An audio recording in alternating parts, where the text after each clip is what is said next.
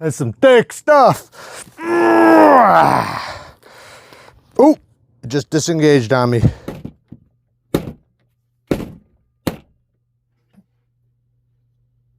Uh-oh. I love that in the knife community, we continue to just push the limits as far as it can go. When you think there's nothing left that can be done, we figure out how to do much, much more. Bang! Neeves Knives, I'm Jared, and today we're checking out something that really gets me excited. This is the kind of stuff that I love to see. So not only do we have a new patent pending locking system, we also have a double detent system. And I think that's really cool because I'm actually working on a knife right now also with a double detent system. So we're gonna break down this lock, we're gonna break down the knife, we're gonna talk about the goods, the bads, and just all the stuff I could come up with in the short period of time I've had it. But the knife designer is Nick's Unhinged Mechanical Brain, and this is his company N.U.M. KnifeWorks, and the model is the Cornerstone. So let's get into it. Now, you guys know I'm not gonna make you wait to see, let me move this damn thing. You guys know I'm not gonna make you wait to see what the inside of this looks like. We have an S90V blade with a hollow ground sheep's foot blade that has somewhat of like a harpoon action with this very nice jimping right up there. Titanium handle, titanium clip, and titanium backspacer. We have a T10 pivot and TA hardware all the way around. So there is, the gist of the materials, but how does this locking system work and what is so special about it? So it's called the pinch lock. And basically you have two sides right here, two buttons, and you squeeze it and it drops, okay? Well, that piece right there also has a detent connected to it on both sides. So let me show you what this looks like taken apart when I was figuring it out myself.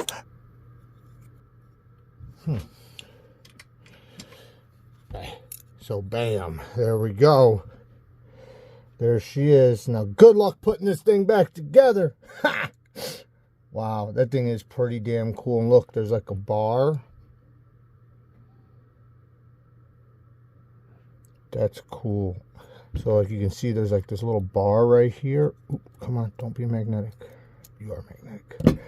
I'm gonna put this back before I mess something up because I want to make sure it's operating good. So instead of like a liner lock using only one side of the blade's tang, this uses both sides. While this knife is together, I want to show you, look at the lock face. It's angled because that is where both the tabs drop in. So that is pretty cool how they got that.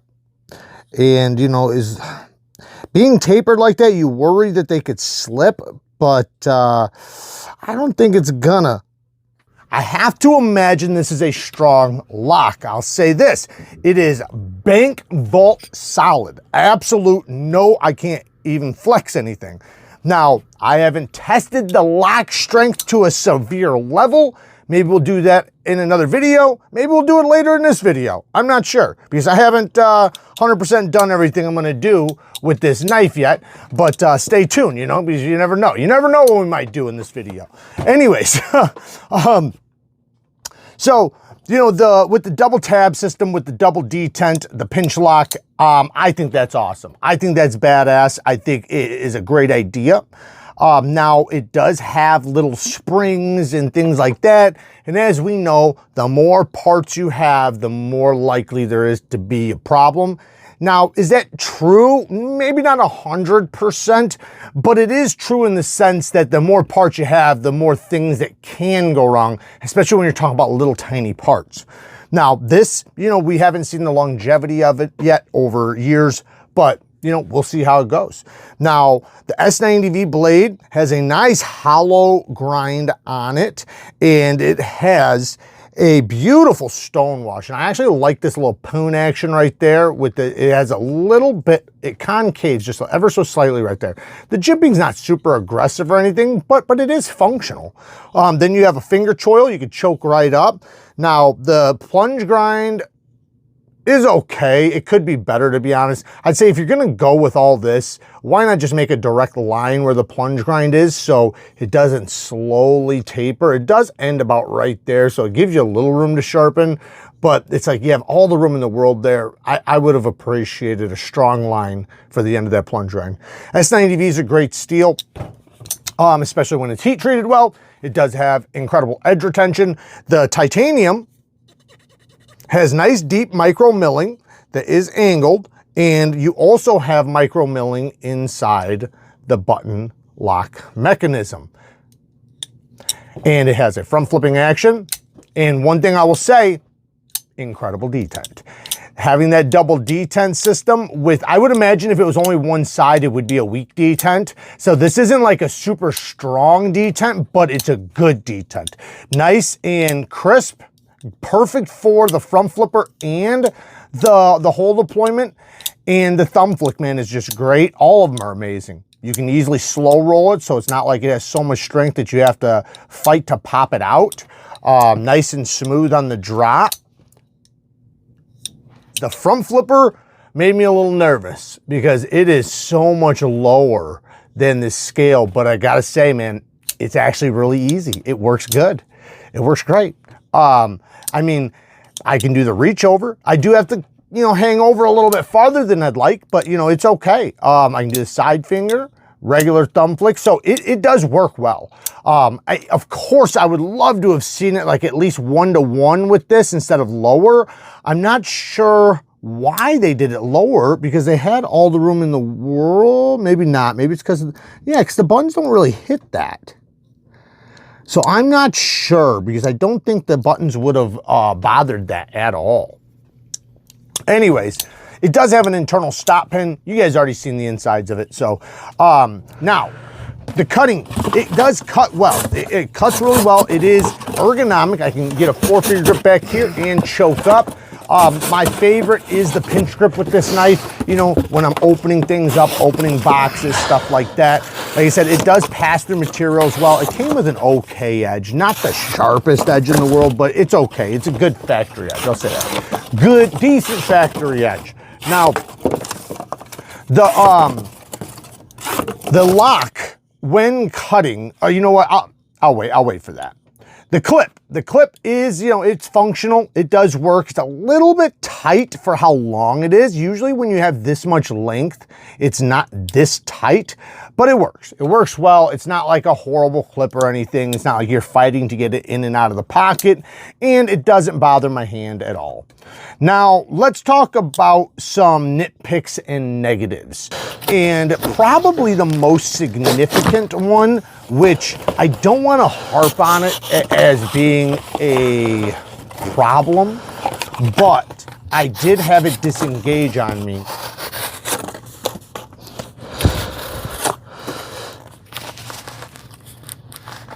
Ooh, that's deep.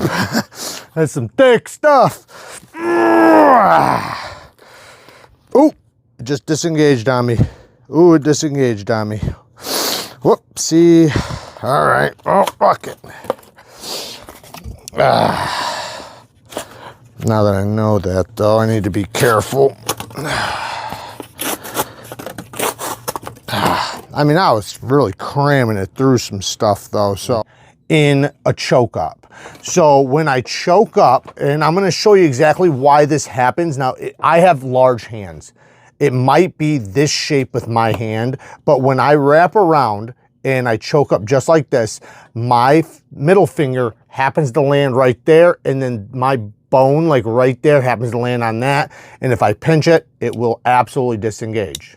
So it's something that happened to me really quickly, like briefly. Like I caught it because my finger, you know, kind of catches it. So it didn't hurt me or anything. It was fine, but it is very, like it happens every time I squeeze it right there.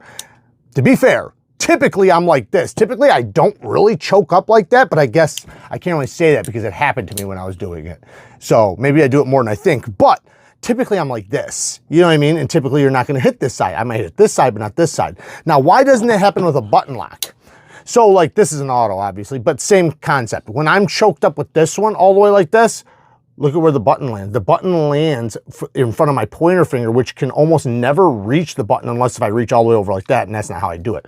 I choke like this. So if I just naturally grip this knife all the way up, my fingers don't hit the button and it's recessed in.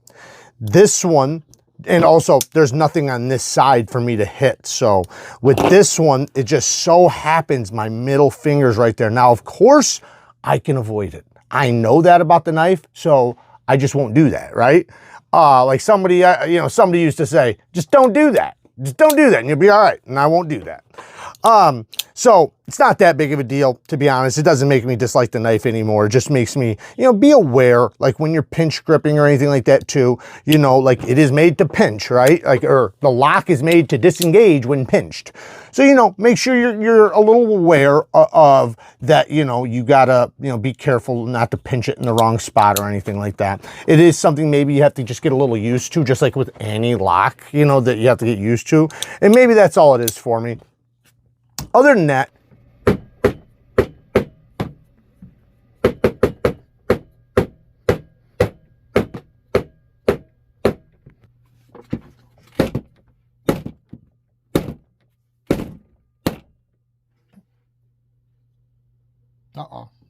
screw popped out. Oh no, okay.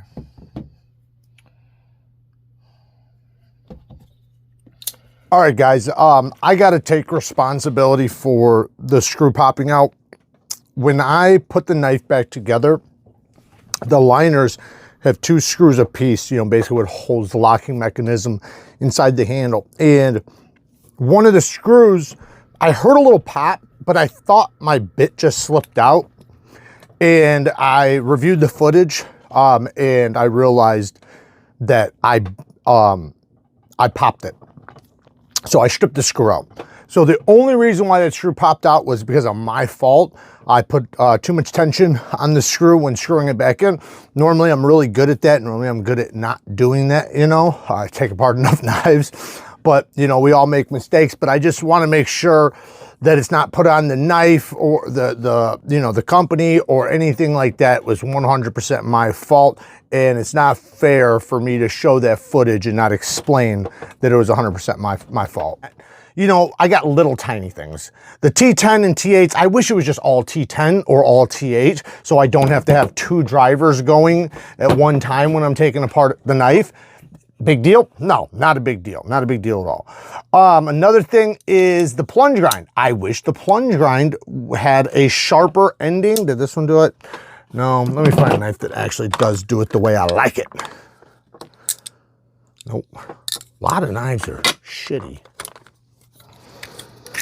We'll take one of my designs with T-Cal.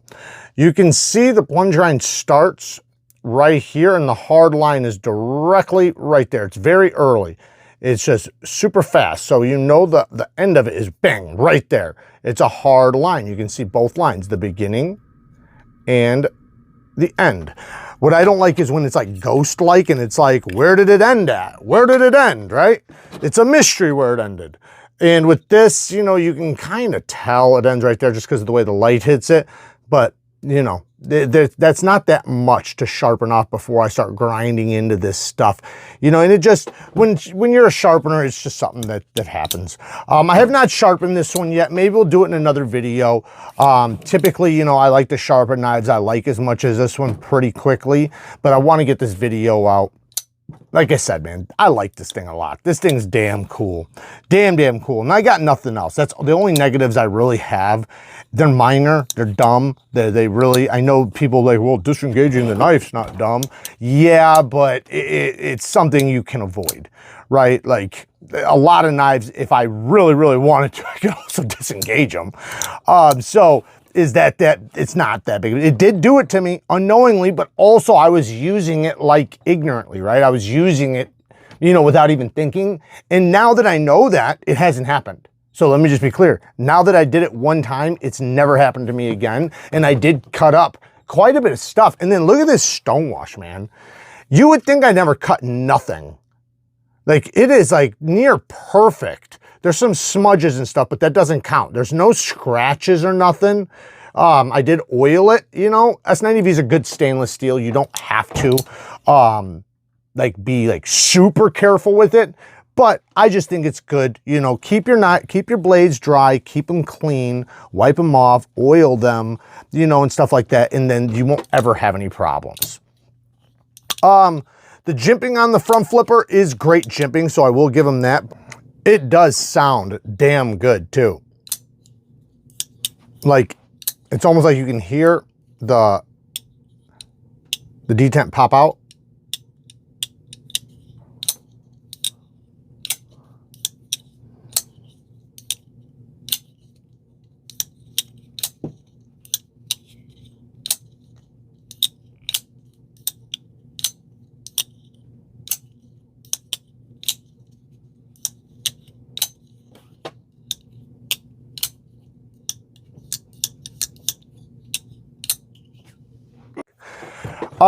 Yeah, all in all, badass knife.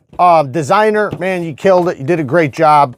N.U.M.B KnifeWorks, man. I'm going to link everything I can down in the description. Wow, man. It's so cool seeing innovation still. We've done so much in the knife world. A knife is the oldest tool on the planet. You know, it's like a hammer. Has the hammer innovated that much? Not really. Some different materials, some different handle material. Like, it really hasn't changed that much. But the damn knife, holy cow, man. It's like never ending. The amount of ways you can deploy it, the amount of locks, the amount of materials, the amount of blade steels that take great edges and hold them, geometries, and yeah, everything. Styles. Work hard, stay tough. Till next time, peace.